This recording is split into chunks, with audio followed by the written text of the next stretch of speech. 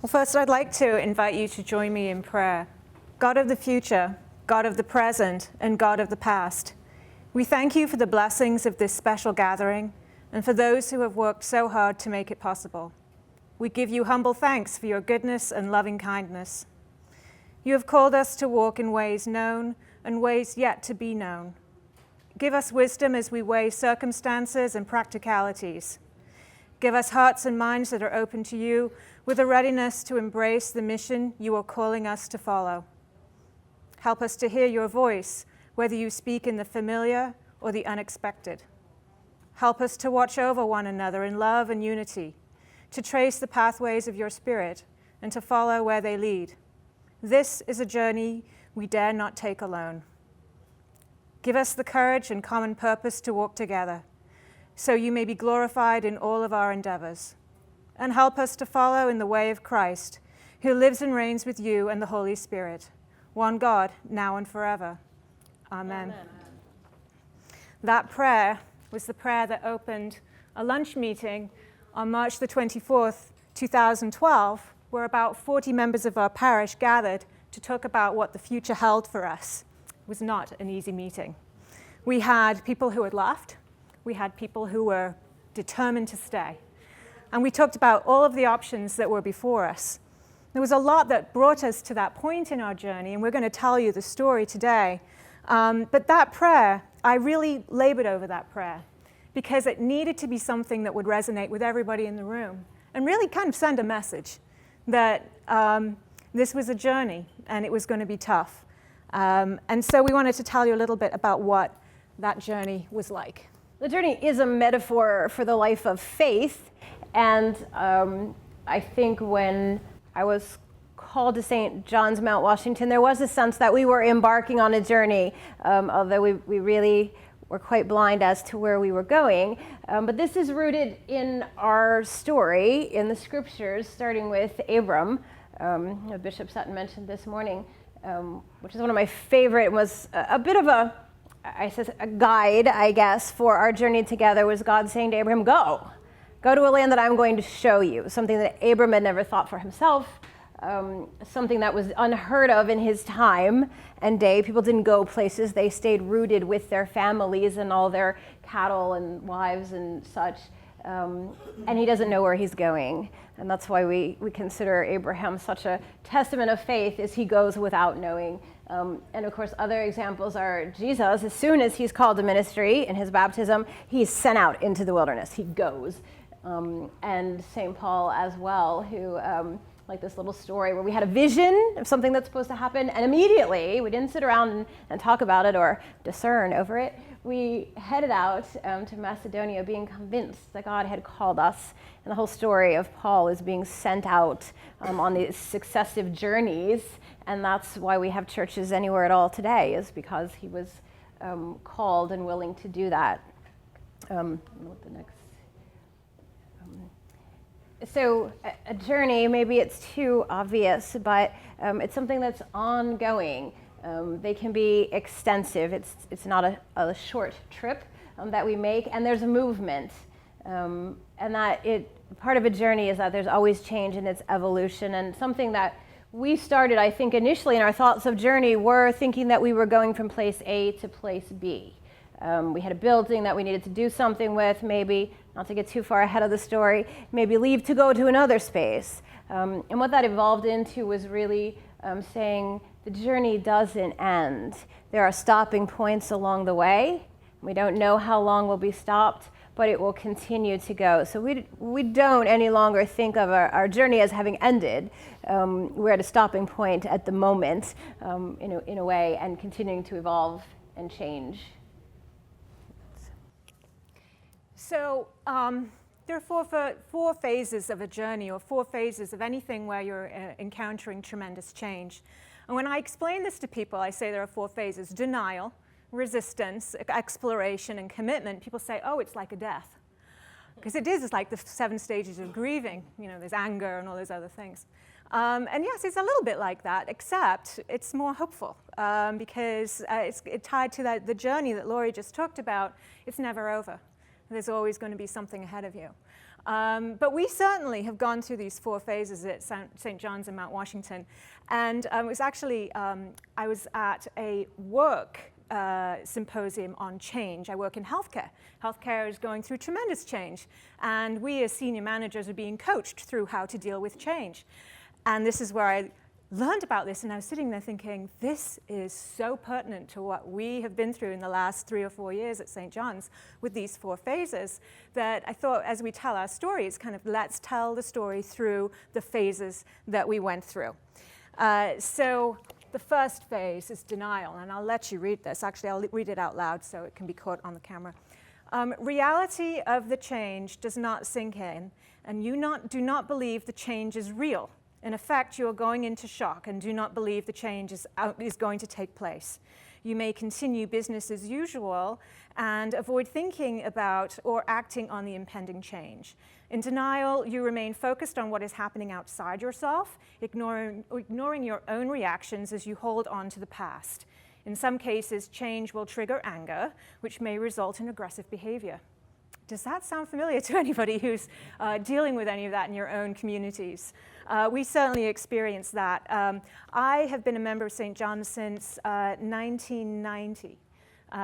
Before I was married, before I had a child, and I served on the vestry when I was fairly early on in a young, newlywed, with a young child. It was my first stint on the vestry, and I remember the day that we passed a budget that had a deficit, and no one blinked an eye. No one was looking down the road at what the future would hold. It was business as usual. Don't worry, we've got plenty of money. It'll be fine. We'll pass the budget as is because we're not going to cut anything because we like it the way it is. So I would say that was the beginning of denial, and it went on like that for many years. And I have a very distinct memory of our former senior warden, who's still a very dedicated member of our parish, at an annual meeting with a graph saying, we have 10 years left with business as usual. And people just went back to drinking their coffee. And I was standing there thinking, oh my goodness, what should we do? And endless conversations about what we should do was open the doors wider and wait for people to come in. And that was the way that we dealt with things. And that was really a great illustration of denial. And denial, it's a beautiful building, but there it is. And any season of the year, there we were.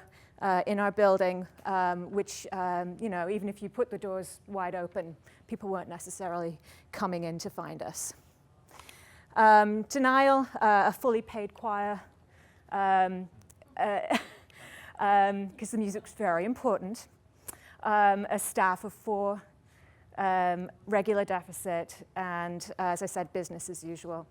So, on to the next phase. Oh yes. There's denial, sitting in a church with no lights on. So there you go. No power, we'll still show up, it's fine.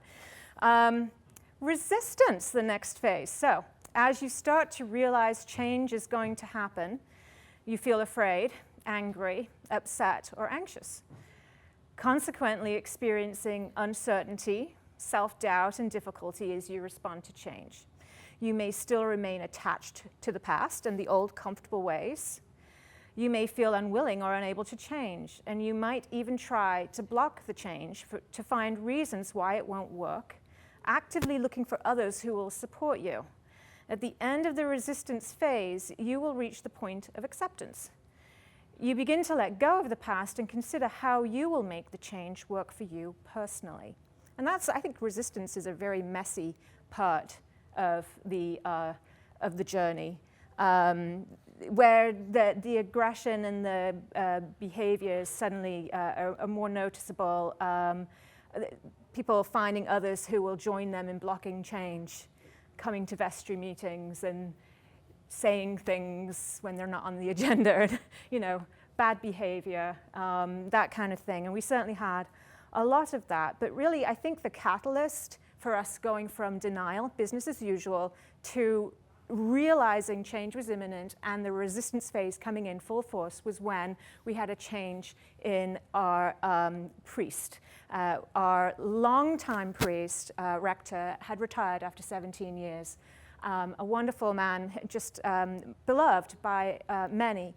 And he had kind of had some illness and been unable to spend as much time and energy that a full-time priest would normally have been able to do, and that was certainly the case for the last several years of his tenure.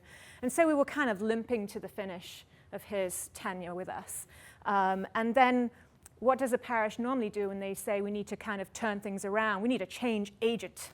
So let's bring in someone young and female and so different from everything we've ever had, which we did with our wonderful Reverend Laurie Babcock. And that's when change really started. That's when resistance really started. Yes, you want to talk about that? Restore all the resistance. And I don't think this is unique. And in talking to colleagues and other church leadership, the answer to the trouble is to bring in the new priest who will tell us what to do. And I remember having the interview process and asking the group, what is it that you think God is calling you to do? What's your mission? Well, we don't know. That's what we want you to tell us to do. And that's great until you actually start to tell people, and they don't want to do any of it. And what I actually had said to them was, I can't tell you what to do. That's not how a healthy community works. We will explore together what God is calling us to do. So we did start that process, and we worked on an initial mission statement, which was adopted in 2010. I, of course, being a different person than my predecessor, and having a sense that this was a group of folks who were a little bit like toddlers. They play in tandem. They don't yet know how to play together. That's kind of what went on here. You had, in a very small congregation, maybe 40 on a Sunday, and that's including the paid choir. You had all these individuals who had their own pet projects, who had their own ideas. There were sometimes there were coalitions, but there wasn't a sense of being shared community, passionate to spread the gospel and follow Jesus Christ. There wasn't really a lot of Jesus Christ talk at all that I can recall. So almost everything I did brought resistance because it was different, it was new. And I remember one person saying, well, it's just been too much change. Like, if you could have changed one thing and let us get used to it, not understanding that change doesn't work that way. When you change one thing, immediately everything it touches is change. There's impact. So you can't confine it to, or particularly not to the places where you think change would be okay, because there were lots of changes people were okay with, and other people fought against. And Sarah's put this slide in here. I love it. So St. John's had this event, Holidays. And I remember when I first came and people talked about Holidays, I didn't even know what it was. It took several months before I got someone to fully explain it. So it was kind of like a Christmas bazaar sort of thing, but with this clever title. And this was supposed to be the big fundraiser. I think in a good year, maybe it made $4,500.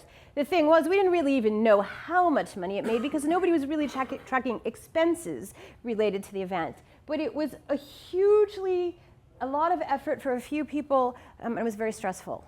And even though many people were starting to say, should we still be doing this? What are we getting out of it? The people were very resistant to changing that because we'd always done holidays. How could we not do it? Our neighborhood expects it. And so that was kind of a particular event that you can focus on. And we did stop holidays. This was our last one, 2011, because we weren't in the building actually after that. So. And that was our best holidays, I'll have to say. Oh, there was great. a lot. I mean, there was because we served wine. The only way to get through it. That's right. We might still be doing it. As a parishioner going through this myself, I struggled with the phases just as much as everybody did. I would not so much in denial because I have sort of a business kind of background and I know numbers and understand money and didn't like seeing negative signs. To me, there was not much of a denial phase for me, but the resistance I felt quite a bit. I think it was some changes of worship and it's been an exploration and a journey for me personally in my own faith because I was one of those folks who would just show up and not really do much other than I had one term on the vestry. I went to church because I wanted to have mommy time, so, sit there and just kind of just chill out a little bit, sing some great music, and then have a quick cup of coffee and out the door. no responsibilities, and maybe put some money in open plate. I didn't even pledge.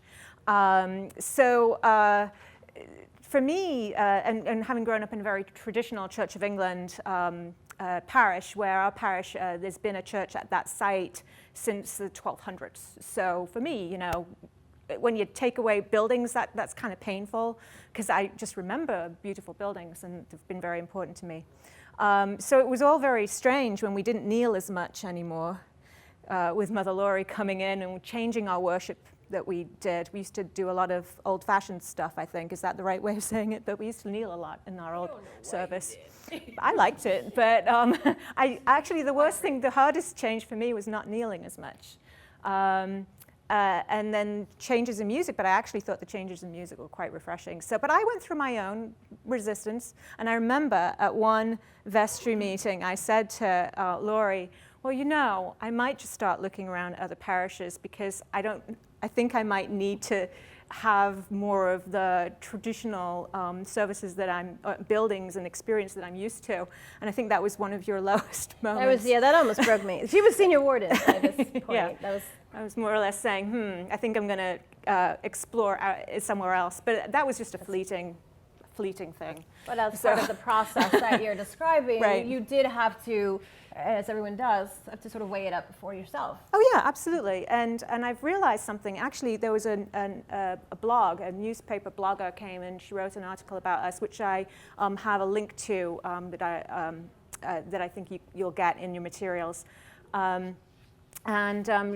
She quoted me saying, you know, if I need to go and have that kind of experience, stained glass and stone and choral music, I can just go to the cathedral, get my fix, and then go back to St. John's and just hang out there for the rest of the time. But anyway, I guess it was my own version of anxiety. It was anxiety is rife. Julie touched upon anxiety in Edwin Friedman. This is all drawn from Friedman's work. Is anybody not familiar with Friedman? It's quoted in the next slide. You'll see it, A Failure of Nerve, which I highly, Leadership in the Age of Anxiety, I highly recommend. I don't think I could have led this congregation without pulling out my copy of that book and being reminded of how that this is exactly what one should expect if you're in a process of change. Anxiety to begin with is just rife in the world we live in. And a lot of it, it spills over into our church culture. Sarah talked about everybody in their work life, in their home life, is dealing with change. Nothing, and it changes quickly. There's not time to get used to it. There's a lot of just sort of low-level anxiety. People want to come to church and not have anxiety. It doesn't work that way, but that's what we hope for. And the way most people everywhere, but particularly in churches, respond to anxiety is with empathy. Let's just share. We'll just talk it out. People want to be listened to. And what Friedman says is that's the absolute wrong thing to do, because what that does is it leads to what he thought catharsis, which means helping people feel better, right? Anxious individuals use their pain and the change stops. So one of our elderly parishioners would come to me with this very sad face. You don't know how hard this is for us. We've been here for, well, maybe not, but I understood some of it. And what she was hoping was that I would hear her pain, which I did, and say, you're right. This is too much to expect. This is what you've always known. And instead, what I did was say, I hear how hard it is. I appreciate you sharing it with me. And yet we have to keep doing it. The alternative doesn't exist anymore. That person's not part of our community anymore. I couldn't stop her pain, and she had to go somewhere else to deal with it, I guess. But what happens then is what Friedman calls homeostasis. Nothing changes. Everything stays the same. And maybe you've experienced this in your community, but lots of my colleagues talk about, kind of moving forward. We're almost there. Moving the altar out is one that, yes, there are still places that have not done that yet. And I remember a colleague talking about moving the altar out, okay? And away from some of you may not know the altar wars or the altar trauma and anxiety, but basically moving it away from the east-facing wall. And that's a big deal. So people stop that because, that'll look too different. Then they spend months trying to figure out what altar to put in the space. So I mean, there can be a role for that, but inevitably nothing changes. So, and what happened and was very prevalent in St. John's was this dysfunctional togetherness, right? So as long as we could keep those people, the ones who were whining, the person who ran Holidays was a disaster. But she fell apart if you challenged anything that she had always done or any of her bad behavior. She alone stressed out everybody in the community by not planning ahead and by throwing things on people at the last minute. But we let her do it to keep her happy. So there was this homeostasis. We got through it, and then everybody got a big rush. Trauma drama, as some folks say, is, didn't we pull it off? Yeah. You're dead on the floor by the end of it, but yeah, we pulled it off. So I think there's another, is it this? And the other antidote is well-differentiated leadership. People like Sarah being able to say, I'm thinking this through for myself. I'm going to make this decision, and it's not going to be anybody else's fault if I choose to worship somewhere else. So that we need to do our best not to be anxious about things and to be really clear of our own sense of vision and our responsibility. This was a big one for our community, for our own feelings and actions. Because if I'm feeling upset, it's somebody else's fault and somebody else's job to make me feel better. Often that falls to the priest. Because that's somehow along the way we've become the make people feel better people, and people want that. But that wasn't going to work in our situation unless we wanted to stay right where we were. So we didn't always know exactly where we were headed or how it was going to unfold, but we were really clear. When I say we, I mean pretty much the leadership team at this time really did get on board with doing things differently. When we first approached, we may have to let go of this building. The ceiling didn't fall down right away. It was traumatic. We sat with it for a little bit. People started acting badly, expect sabotage. Yeah, they wrote to my bishop and the canon and the other canon behind my back. They sent emails out about the leadership, and not just within the community, but to 200 people in the neighborhood. People that had didn't care at all, but still doesn't exactly reflect well on a church trying to offer something to your community if some of your members are writing to you complaining about leadership. So we just had to keep plugging on through that, and it was knowing that somehow we were on this journey and we didn't know where we were headed.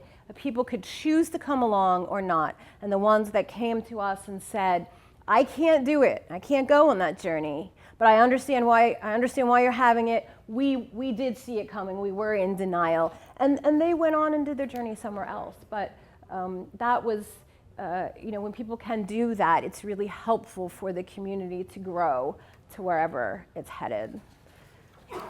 So before I explain, go over the exploration, just a recap of what put us in the position that we were in. Obviously, we were running out of resources.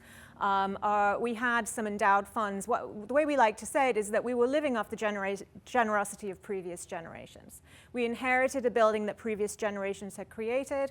We inherited their generous legacy gifts.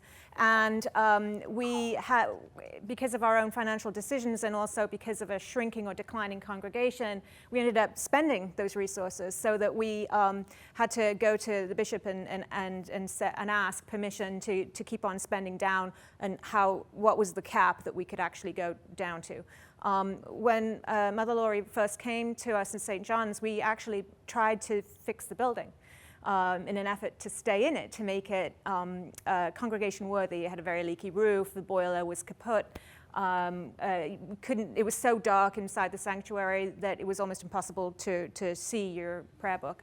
And we did all those things. We took out loans and we poured resources and time into the building, and the roof never really stopped leaking, and people got really tired. The lay people got really tired dealing with the building, and eventually that effort just came to an end, which is like, we can't keep doing this with fewer and fewer people. So we at the very beginning of this session, and the prayer that I asked you to join me in saying was, written at the beginning for a luncheon that was a very pivotal point in our history, where we invited everyone to come back, send it out to the whole mailing list, people who had gone already, the people who were already firmly in denial and had left. And some of them came back. It made it a little uncomfortable, to be quite honest, because it was such a mix of people in the room. There were those people who were firmly ready to explore and those who were firmly mad at us. And so I, as a senior warden, spent that entire meeting explaining all our options, which are fairly straightforward. Reduce the budget by having a part-time clergy, merger with another parish, becoming a mission parish, renting out the buildings, selling the buildings. Essentially, those were all of the options that we had before us, none of which anyone liked. So, you can't please anybody or most everybody all the time, which forced us into exploration. And so exploration is you begin to take action to learn new ways and to decide how to respond to change. You stop arguing with the change and begin to ask how you can make it work. It's a period of constructive commotion, planning and rethinking as you consider, learn, and act in new ways. In this phase, you remain focused on yourself, but you shift your attention to the future. You begin to regain interest in the organization and think about what you can do to make the change work. And this period of exploration was where it got really exciting. And it really brought those people who were ready to go on that journey together in a way that we had never experienced before as a parish, or not during my time. Mother Laurie explained very well how everyone had their own little thing that they were into. But there was never really a sense of belonging to one another and with one another in the way that we feel now as a much smaller but much more connected community. Do you want to talk about exploration a little bit? Yeah, I'm glad you brought up that was a horrible day. And I would have to say, if we had the chance to do it again, I wouldn't do it. There's no reason to bring back people who have already left. There's no reason to ask people, this is back to the catharsis, asking people what they want. You can't give it to them. Much better to bring together the people that have the energy and the hope for the future. But at that point, we really did, and we enlisted real estate folks, professionals, to help us, advise us what we could do with the building. We went to the standing committee and said we might have to sell property. Is that okay? And they gave us permission to do that.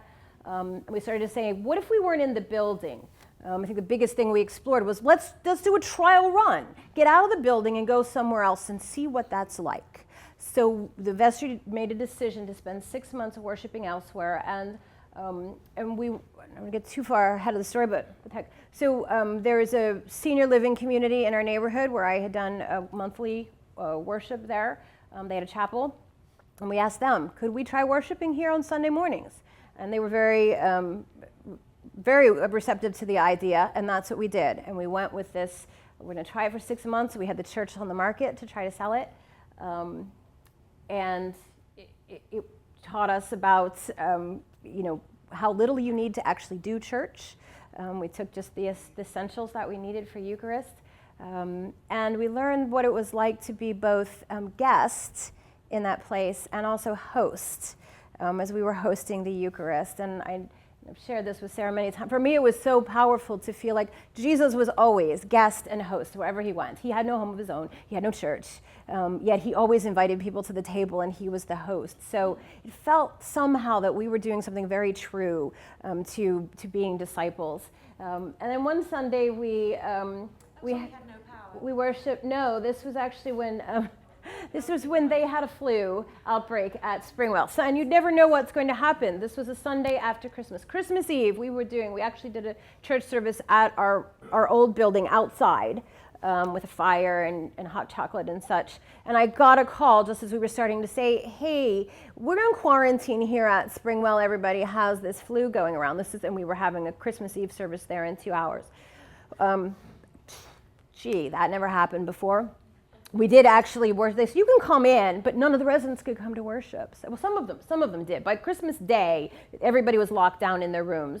So we came to this restaurant that was across the street from our church the Sunday after Christmas and had worship here. And you can see we had coffee and bagels. And I was going on about something, I guess, the gospel or whatever. And it was really, It was fun. It was wonderful. Yeah, we hadn't done anything like that before. We had a good relationship with the owners of that restaurant at the time. It's since closed, sadly. But so those kinds of things couldn't have even happened at all pre-exploration, because you would have had to discern whether should we have church at a cafe? Is there a long-term program? Or no, so-and-so won't like it because she can't sit in her same pew or whatever. We just did it. Like, we just do shit now. I mean, I would say, we just do shit. And if people are planting shit, I guess that's what we're doing. And it's so liberating. It's so liberating for the leadership, at least. So I continue to serve on the vestry. We kind of disregard term limits and stuff like that these days. And I'm the senior warden, and I'm happy to stay senior warden for quite a long time if needs be. And I guess that's a sign of commitment on my part as an individual. When I look around the room at our vestry and I look around the room at everyone who is worshiping on a Sunday, every single one is 100% committed to what we're doing, and it feels so good. So commitment, you embrace the change, and you want to decide what actions to take to master the new ways. You recover your productivity and sense of mastery. You probably feel you have made it through the change and that change is finished. However, since change is continual, you must also prepare to experience the next change. In this phase, you are firmly connected to the future. You have shifted your attention back to the organization and away from yourself. And that's definitely true. And we're thinking about, well, let's talk a little bit more about commitment before we start talking about the future. We had a very poignant service, the last worship gathering that we had as a community, besides Christmas. So I talked about us being a trial. So we went to Springwell for 6 months as a trial while the church was on the market. And then we had intended to return to this space for Advent. That was 2012. About maybe 2 months in at the most. The vestry, we looked at each other and said, there's no way we're going back. Immediately, we were clear that we had a mission and a purpose to be in that space and serve the folks who lived there who couldn't come to our church building. We tried to make that happen in the past, and it couldn't. And that was the catalyst for some few people who had tried it and said it wasn't for them. So we decided we would stay there, and then we had a service of what we called Celebration of New Mission. Mm-hmm. Bishop Sutton mentioned that yesterday in his sermon. You'll see him in the next picture. Yeah. So we started in the building and did some kind of closure things, and then we processed to our new worship site. There's Bishop Sutton and his regalia, and other folks who were going, and this gentleman in the front is our treasurer who just shared some great stuff at the service and said it's time to leave the building, and that's what we did. It was a really fun day, I have to say. I was very a number of people were very emotional. I was very emotional during that service. I was just really, really sad. But when we left the building and walked up the hill, the neighborhood, it was a beautiful day, and there were people out doing yard work and that kind of thing. And they saw us processing up the hill. It was a sight they'd never seen before, and they were wishing us congratulations. They probably thought it was a wedding party that was going somewhere for a reception, but it was just so lovely. It was really fun. I would highly recommend doing that sometime, just processing around your neighborhood. But this is what our destination was, is Springwell Senior Living. Right, so the chapel's in there. It's just really nice, and there's our chapel space. So very different from where we were. It's a multi-purpose space. They have exercise classes in there. They have movie night. Sometimes we come in Sunday morning. They've had a pretty wild time the night before. There's popcorn on the floor and what have you. Tissues. So it really works out well because you can see we have folks in wheelchairs and walkers, and it's all flexible seating. There's no pews in there, so we can. I was excited early on to set it up in different ways. I like to do creative things, but that doesn't really work in our setting because that's too confusing for most of our folk. They really do need to come in and see things looking the same. So that's all right. That works out fine for us. And that's kind of what it looks like. During lunch, our speaker mentioned something about thinking differently, And I know this is true because we all started thinking in a new way and our minds got stretched. They've completely changed shape and they're never going to go back to the way it was. So I leave you with some of these thoughts about how our old way of thinking and our new way of thinking, and some of these may strike a chord in you of what the old way is versus the new way of thinking. And definitely that first one, let's experiment, that's absolutely true. And being innovative and using intuition. And there's a set. So we've since I'm a huge fan of mission statements. I don't know how churches think they can sustain themselves or invite new folks to be part of it without having any idea what their mission or purpose is, yet it's pretty widespread. So when I first came, we developed a mission statement in 2010 that led to us doing things to maintain our building until that didn't work anymore. So last year, early in 2013, we adopted a new mission statement appropriate to where we are. So about every 3 to 5 years is when new organizational development experts say should be doing a new mission statement. So our current mission statement is an imperfect community connected in Christ. And here, this is an example of us kind of gathered as community. This is our feeding ministry. So once a month, we make 150 bagged meals. This is a space at Springwell. It's not in the chapel. But we have residents from Springwell that come together to make the meals. These little ones, they live in our neighborhood. They don't worship with us. But there are a lot of folks who are looking for things for their children to do, to be active in their community, and there's not much out there. So we have this really growing group. And this night and then there's a baking group also at Springwell that makes cookies or cupcakes every month, and we throw those in the bags as well. So this particular month, we decided to sit down together and eat the meal that we had prepared. We'd not done that before, and talk about the folks that we serve on the streets, and it was so much fun. This is another picture of, and here's Virginia on the right. She's a resident at Springwell, and Shanice on the left. She's a senior in high school this year, who's been committed to our work and has just blossomed as a young woman in this past year. It's been amazing, but. And I guess that picture really to say Shanice 3 or 4 years ago didn't talk to anybody, let alone an elderly woman that she might not think she had much in common with. And there she was, just. They talk all the time. It's like crazy. Yeah. So we feel like, we are on this journey. We don't know where we'll be. I will not say we're financially out of the woods, not by a stretch. It feels a little more secure, but we're also living. We don't have any endowment to rely on anymore. We have some offers on our property that we have to determine whether we'll take them or not. One thing we didn't really have much chance to talk about. We see Litmore. So the former rectory is where our church offices are now, and we share that space with an organization called Litmore, which is a literary art sort of poetry community that's just come together in Baltimore, and that partnership has a lot of promise, I think, and that space is being used. We've got writer studios in there, all kinds of writers' workshops and stuff going on all the time. So that's kind of interesting to us, but still owning property is not really interesting to us. So we're kind of trying to figure out how we rented the space to the school, but it's still a lot of work being landlords. So I wouldn't recommend it.